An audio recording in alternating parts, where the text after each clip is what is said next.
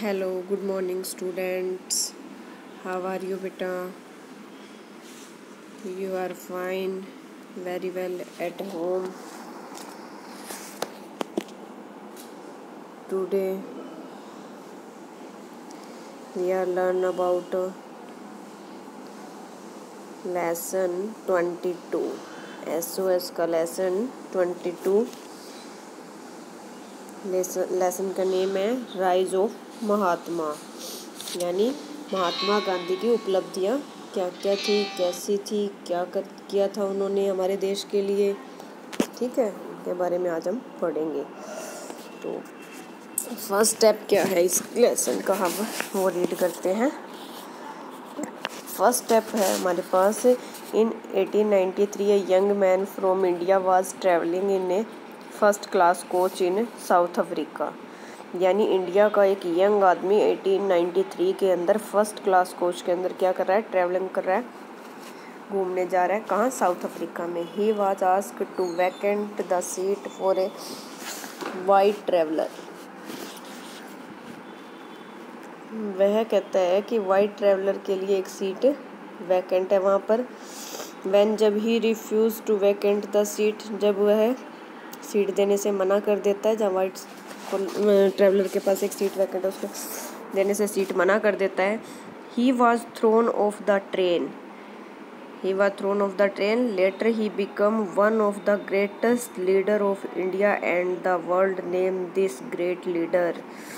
बाद में जो व्यक्ति है जो बहुत ज़्यादा बड़ा महान बनता है इंडिया के अंदर और पूरे वर्ल्ड के अंदर फेमस होता है, उस ग्रेट लीडर का नाम बताइए। क्या नाम है उनका?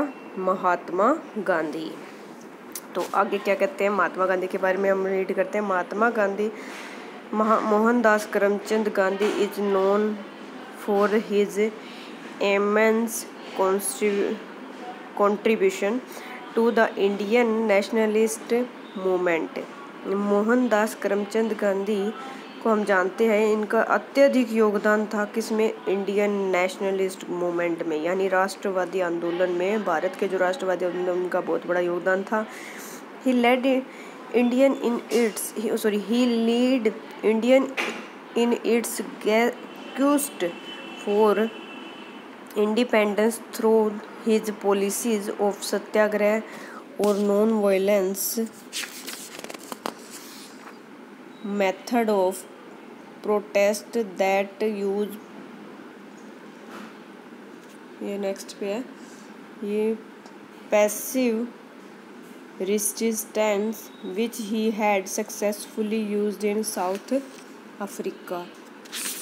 तो इसके बारे में क्या कहा गया है कि वह उनका भारत के अंदर उनका नेतृत्व था कि वो क्या करते थे, उन्होंने खोज की थी independence through his policy of Satyagraha non violence, यानी कि सत्याग्रह और जो अहिंसा है उसको ले करके आज़ादी की करके इस मेथड से उन्होंने हमारे को प्रोटेस्ट किया और क्या है, निष्क्रिय प्रतिरोध करते हुए वो उसमें क्या हुए, सक्सेसफुल हुए। कहाँ पे जाके? Used in South Africa, South Africa में इसका यूज़ करके।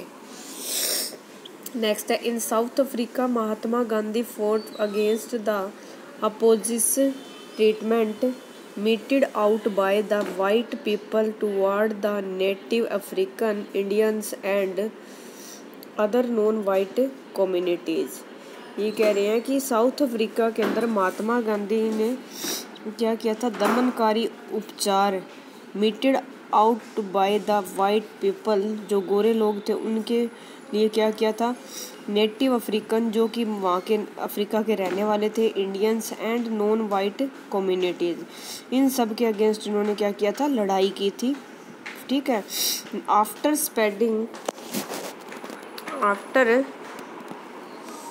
ये यहाँ पे इस लाइन में है, after spending many years in South Africa, बहुत टाइम साउथ अफ्रीका में बिताने के बाद Gandhi ji return to India in 1915, 1915 के अंदर गांधी जी वापस आ गए। ही spent his initial days exploring India and witnessing the miserable condition of his fellow country man, यानी वो वापस आ गए, but he spent his initial days, अपने प्रारंभिक दिन वहाँ पे के बाद एक्सप्लोरिंग इंडिया, इंडिया की तलाश में, एंड विटनेसिंग, विटनेस क्या होता है, जो गवाह होते हैं, द मिसरेबल, दुखी कंडीशन, दुखी स्थिति में, ऑफ हिज फेलो कंट्रीमैन, अपने साथी देशवासियों के लिए वो वहाँ से अपने वापस आ गए। Gandhi ji found the Indian society plagued with many social evils, यानी गांधी जी क्या ढूंढ रहे थे अपने इंडियन सोसाइटी के लिए, जो इंडियन समाज है उसके लिए जो त्रस्त हो गया था, खराब हो गया था, विद मैनी सोशल इवल्स, जिसकी सामाजिक बुराइयां, सच एज कास्ट सिस्टम, जिसमें कि कास्ट मतलब जातिवाद के लिए करके, अनटचेबिलिटी यानी कि बड़े लोग थे या गोरे लोग थे वो इंडिया वालों को टच भी नहीं करने देते थे, एंड मैनी अदर इविल्स भी थी उनकी बहुत सारी, जिसको लेकर के वो क्या करते थे, इंडिया वालों पे अत्याचार करते थे।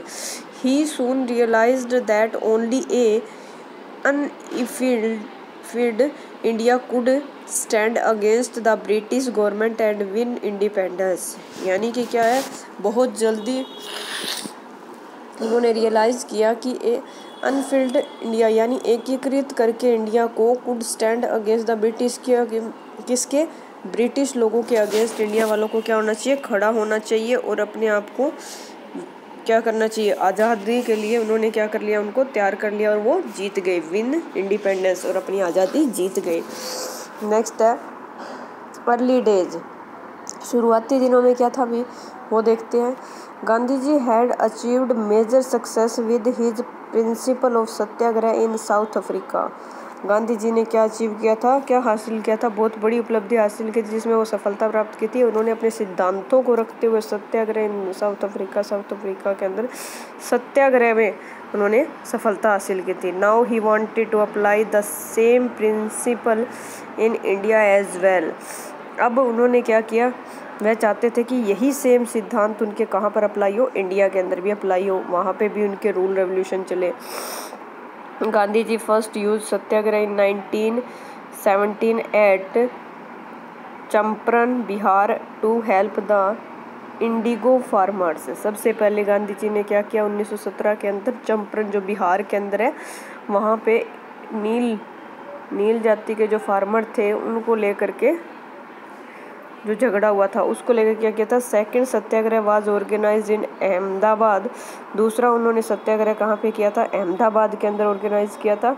N industrial town in the Bombay presidency in the pre independence era, यानी अहमदाबाद में था और यहाँ पे क्या था, इंडस्ट्रियल टाउन थी, ये वाली इंडस्ट्रियल टाउन जहाँ पे मतलब बहुत ज़्यादा मतलब कल कारखाने हो, फैक्ट्रियाँ हो, वो इस तरह का शहर था, वो मतलब टाउन था, एक कस्बा था बॉम्बे में, ठीक है। Presidency in the pre independence era, यानी प्री इंडिपेंडेंस का मतलब आज़ादी से पहले इरा के अंदर।